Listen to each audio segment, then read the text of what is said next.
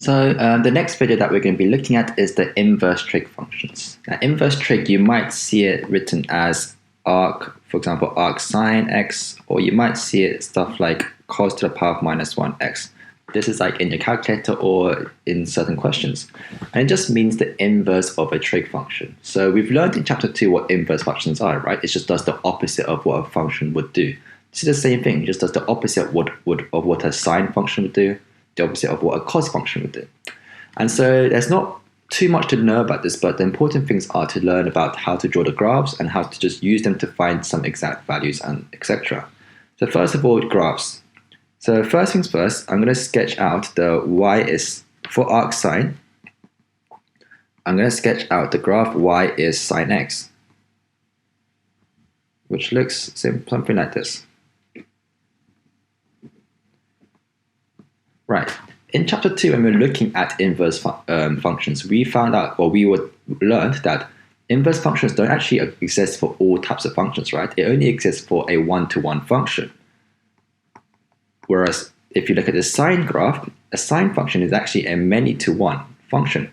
Many x's goes to one y. So in theory, we can't actually have an inverse sine graph or inverse sine function. So what we do instead is we actually create a certain domain, like an interval for x, to make it into a one-to-one function. And that interval is when we have between here and here. So this being now, in terms of radians, this will be pi over 2, and this will be negative pi over 2. So if we limit the range, or the domain, sorry, between minus pi over 2 and pi over 2, now this sine graph becomes a one-to-one function, meaning that we can actually now draw or have an inverse sine. So inverse sine only exists between these intervals here. Right, how do we draw inverse sine? Well, remember to draw on, what we have to do is reflect it along the line y is x, right? So if I draw the line y is x, then all we need to do is reflect it along this line. So an inverse sine one will look something like this, like here. Now I'm going to just draw it for you a bit bigger. Well, this is how you would find it, but if it's just draw it a bit bigger,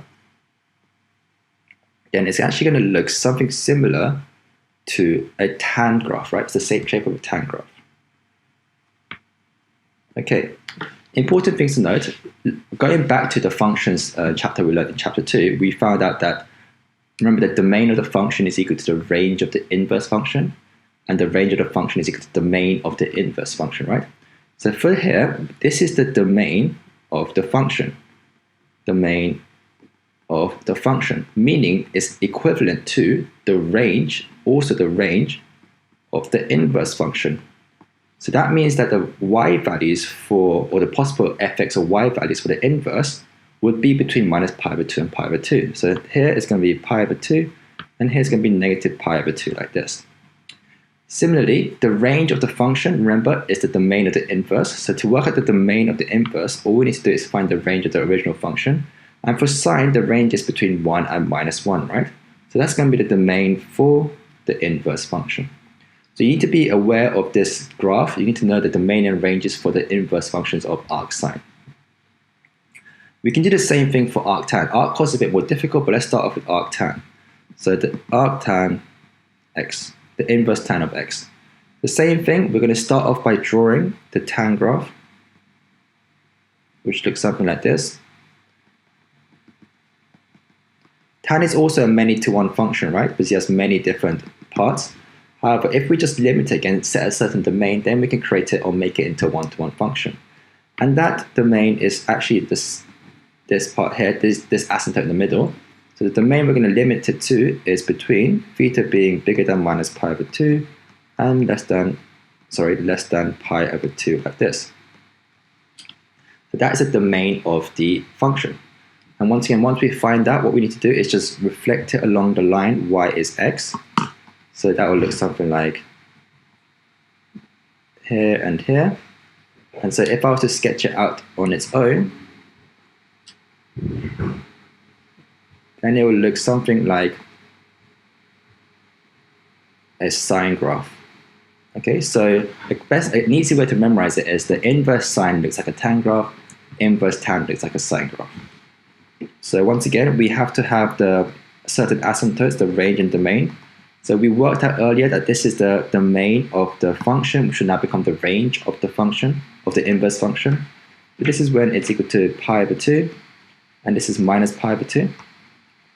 And as you can see, the range of the function f of x is just all real numbers, right? Because it can be any y value. So that's going to be the domain of this inverse. So x is going to be all real values for this inverse function. And finally, we're going to be looking at arc cos. So y is arc cos x. So once again, we sketch out the cos graph.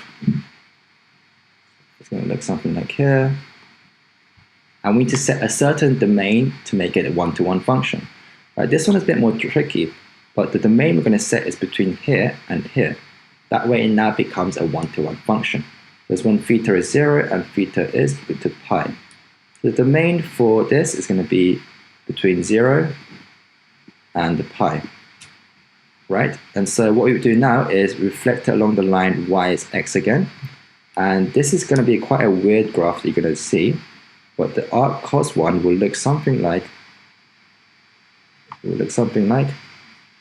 this. Okay, so it's slightly different to the arc sine and arc tan ones. But finding the range and domain for this is still the same. So remember, this was the domain of the function. So that's going to be the range of the inverse. So here's going to be pi, here's going to be 0. And it's going to be 1 and minus 1. So therefore, this will be 1 and minus 1 as well. So you need to just be very aware of the shapes of each graph. You also need to be aware of the domain and ranges of the inverse graphs as well.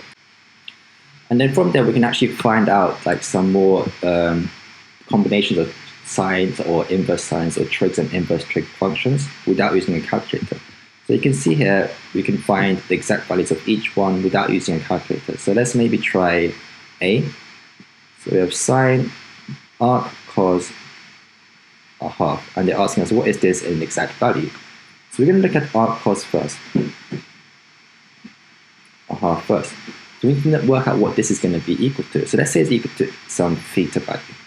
So if I do the reverse, then I get that cos theta is equal to 1 over 2. And we know that in terms of radians, right, theta will be equal to pi over 3. Right, this is important to note, so therefore I can say that it's equal to sine pi over 3. Alright, so with that, let's look at some more questions involving inverse trig functions. So in this one here, it says, given that x satisfies arc sine x is k, where k is between 0 and pi over 2, state the range of possible values of x. So ideally, we want to sketch out the graph first, just so that we can visualize it a bit better. Remember, arc sine looks a bit like a tan graph, right? So like this. There's going to be 1, minus pi over 2, and pi over 2. Now they've said that k is between 0 and pi over 2, meaning it's going to be between here and here, right? So what are the possible values of x? Well, x has to be bigger than, equal to 0, and less than 1. Okay, these are the possible values of x. Right, B, expressed in terms of x cos k. Right, so we're given that arc sine x is equal to k, and we want to get cos k. So what we can do is now reverse it. So we'll say that sine k is equal to x. Think of an identity that relates sine and cos. Well, we know the simple one that cos squared a plus sine squared a is equal to 1. So I'm going to use this one here. So this I can say is equal to the cos a is equal to the root of 1 minus sine squared a.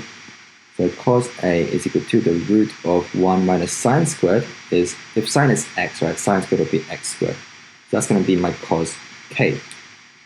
In part 2, they're asking for tan k. Well, this is very simple. Tan k is just sine over cos, right? Sine x over cos k, sorry. We're going to have x over the root of 1 minus x squared. So questions involving the inverse sine is more to do with the graphs itself and manipulating the graphs. And also later on, we're going to be asked to differentiate and integrate some of these inverse sine or inverse trig functions.